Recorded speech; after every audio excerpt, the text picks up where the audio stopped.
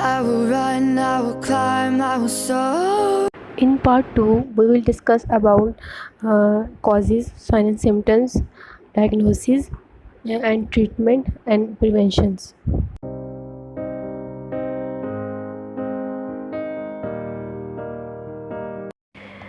हर women को sign और symptoms के बारे में पता होना चाहिए। हमारी ब्रेस्ट कैंसर के केस के अंदर कौन कौन सी चेंजेस आ रही हैं, ठीक है, और आपकी ब्रेस्ट कैंसर के केस में लुक कैसी आ रही है, आपको फील कैसे हो रहा है, ठीक है, क्योंकि ये आपकी ब्रेस्ट की हेल्थ के लिए जो है ना इम्पोर्टेंट है, ठीक है। तो हर वुमेन्स को साइन और सिम्टम्स के बारे में पता होना चाहिए। और कुछ अर्ली साइन और सिम्टम्स हैं जिनके बारे में तुम आइडिया ज़रूर होना चाहिए, जिनमें आपके पास आ जाती है स्वेलिंग, यानी आपकी जो सूजन है वो आ जाती है। उसके अलावा ब्रेस्ट का साइज़ आ जाता है, यानी अगर एक पार्ट के अंदर आपके पास कैंसर है, सेल हैं, तो उसमें ब्रेस्ट का साइज़ जो है दूसरे साइज़ से थोड़ा सा इंक्रीज़ हो जाता है, ठीक है। उसके अलावा स्किन डिम्पलिंग हो जाती है, यानी गड्ढे से बनना शुरू हो जाते हैं। देन पुलिंग हो जाती है स्किन की, यानी आपकी जो स्किन है वो अंदर की तरफ होना शुरू हो जाती है। देन लम्प्स आपको फ़ील होते हैं, यानी घांटे से आपको फ़ील होती हैं कि पड़ी हैं। ये आपको एक तो ब्रेस्ट के अंदर भी फ़ील होंगी और एक आपको अंडर द आर्म यानी बाजू के नीचे भी फ़ील होती हैं। अदर देन मिल्क जो है वो ब्लडी डिस्चार्ज होता है। उसके अलावा कलर चेंज और साइज़ चेंज हो जाता है। देन आती है सेल्फ एग्ज़ामिन। ये एक इम्पॉर्टेंट पार्ट है, हर वुमेन्स को इसके बारे में पता होना चाहिए और उनको अपनी सेल्फ एग्ज़ामिन आनी चाहिए। आपने सिंपली करना क्या है कि आपने आईने के सामने खड़े हो जाना है, ठीक है, और एक दफ़ा आपने अपने दोनों बाजुओं को सीधी तरह लटका के सीधी तरह रखना है, और सेकंड में आपने अपने दोनों हाथों को उठाना है और सर से ऊपर ले जाना है, और तीसरे में आपने दोनों बाजुओं को अपनी कमर पे रख के पकड़ना है, ठीक है, और फिर आपने इन चीज़ों के ऊपर गौर करना है।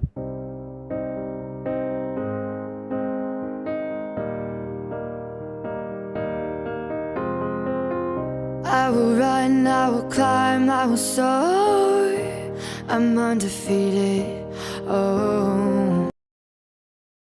तो अब हम बात करते हैं कॉजेज़ की, यानी कौन कौन सी वजूहात हैं जिस वजह से आपको ब्रेस्ट कैंसर से जो है वो सफ़र करना पड़ रहा है। तो मेनली इसमें हमारे पास फैमिली हिस्ट्री होती है, ठीक है, कोई इनहेरिटेड जीन्स आपके पास म्यूटेट हो गया है।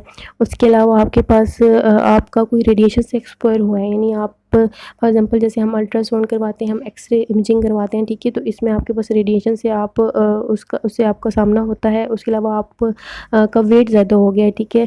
उसके अलावा आप किसी भी वुमेन को अगर पीरियड्स जो हैं वो उसकी 12 एज से पहले हो गए हैं, ठीक है, यानी 12 साल से पहले उसको पीरियड्स हो गए हैं। उसके अलावा पोस्ट मेनोपॉज़ल हार्मोनल थेरेपी वो यूज़ कर रही है।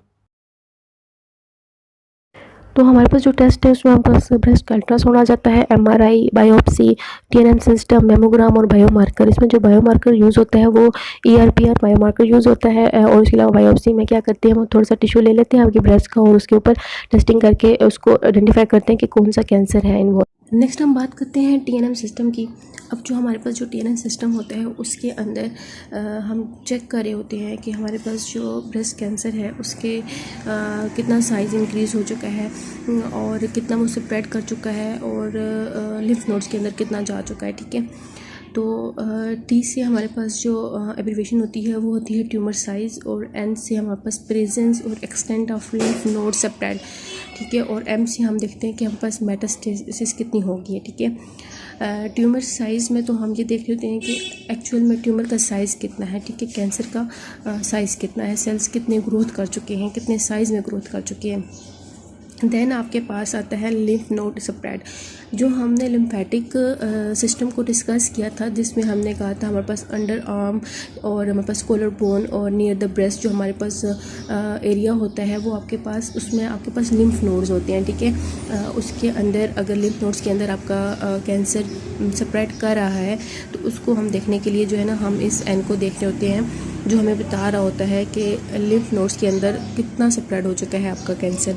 देन मेटास्टेसिस का मतलब होता है कि आपकी जो कैंसर के सेल्स की जो ग्रोथ है वो कितनी स्प्रेड कर रही है, कहाँ कहाँ वो फैल चुका है, ठीक है। अब इनकी नंबरिंग होती है, उस नंबरिंग से फिर हम उसको देख रहे होते हैं कि असल में हमारे पास जो कैंसर सेल्स हैं वो कितने साइज़ में हैं, कितना स्प्रेड कर चुका है, ठीक है। तो जो हमारे पास ट्यूमर साइज़ है वो हमारे पास होती है 0 से 4, ठीक है। और जो हमारे पास लिम्फ नोड्स के अंदर स्प्रेड है वो 0 से 3 होती है, और मेटास्टेसिस हमारे पास 0 से 1। अगर हम TNM सिस्टम की बात करें तो आपके पास जो TNM सिस्टम है उसके अंदर जो ट्यूमर साइज़ होते हैं वो 0 से 4 है, ठीक है। दैट्स मीन कि अगर आपके पास वैल्यू 0 आती है तो हो सकता है कि आपके पास ट्यूमर साइज़ ना इंक्रीज़ हुआ हो, और या फिर ऐसे भी हो सकता है कि स्मॉल साइज़ में इंक्रीज़ हो। लेकिन अगर आपकी वैल्यूज़ 1 से 4 तक जा रही हैं तो इट्स मीन कि आपका जो ट्यूमर का साइज़ है वो लार्ज हो रहा है, यानी आपका साइज़ जो है वो इंक्रीज़ हो रहा है ट्यूमर का। देन एन आपके पास जो है वो है 0 से 3। 0 का मतलब है कि कोई रीजनल इन्वॉल्वमेंट नहीं है, यानी लिम्फ नोड्स के अंदर कोई कैंसर के सेल्स मौजूद नहीं है। लेकिन अगर आपकी वैल्यूज़ जो हैं वो 0 से इंक्रीज़ हो रही हैं, 1 से 3 तक जा रही हैं, तो इट्स मीन कि इन्वॉल्वमेंट हो रही है। और अगर वैल्यूज़ 3 तक पहुंच गई हैं तो एक्सटेंसिव इन्वॉल्वमेंट है आपके पास आपके लिम्फ नोड्स के अंदर कैंसर सेल्स की। और M का मतलब है मेटास्टेसिस, तो इसमें अगर वैल्यूज़ आपकी 0 से 1 है तो 0 का मतलब है कोई मेटास्टेसिस नहीं है, कोई स्प्रेड नहीं हुआ कैंसर, और अगर 1 है तो इस मीन कि वो स्प्रेड हो रहा है। अगर हम एक एग्ज़ाम्पल ले लें, फॉर एग्ज़ाम्पल अगर हमारे पास वैल्यूज़ आती हैं T4N3M1, तो हम इसको किस तरह आइडेंटिफाई करेंगे।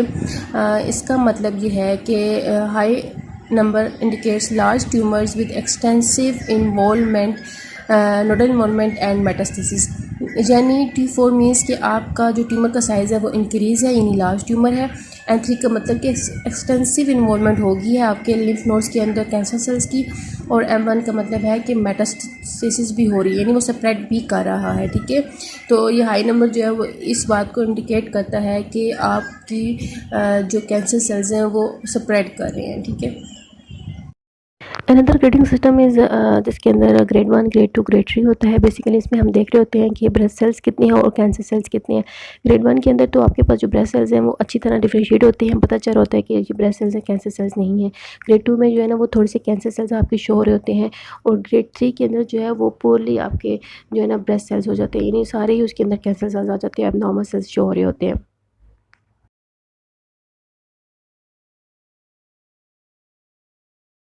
मेन जो आपके पास ट्रीटमेंट है वो सर्जरी होती है, कीमोथेरेपी होती है, हार्मोनल थेरेपी और रेडिएशन थेरेपी। तो जो ट्रीटमेंट होता है वो डिपेंड कर होता है कि आपके पास ब्रेस्ट कैंसर किस टाइप का कैंसर है, ठीक है। फिर उसकी बेस के ऊपर उसका ट्रीटमेंट सजेस्ट किया जाता है। नाउ हम बात करते हैं प्रिवेंशन की, कि यानी हम किस तरह ब्रेस्ट कैंसर के रिस्क को रिड्यूस कर सकते हैं। Must maintain your healthy body weight. उसके अलावा आप फ्रूट्स और वेजिटेबल्स का यूज़ करें, ज़्यादा फिजिकल एक्टिविटी करें, वॉक करें, एक्सरसाइज करें।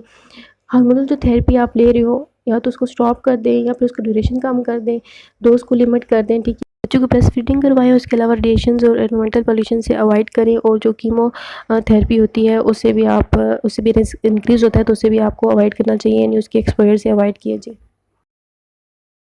अक्टूबर के मंथ में ब्रेस्ट अवेयरनेस कैंपेन होती है हर हॉस्पिटल्स के अंदर, जहाँ पे वो इसके बारे में बहुत सी आगाही देते हैं, और कौन कौन से टेस्ट कहाँ कहाँ से करवाए जाते हैं उसके बारे में भी अवेयरनेस दी जाती है। एवरी वुमेंस के लिए मेरा यही मैसेज है कि उन्हें हर महीने अपनी सेल्फ एग्जामिनेशन करनी चाहिए। यही आपकी और आपके ब्रेस्ट की हेल्थ के लिए बेस्ट है।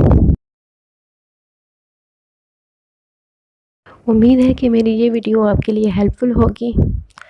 अपना और अपने चाहने वालों का ख्याल रखिए। जज़ाकल्लाह खैर।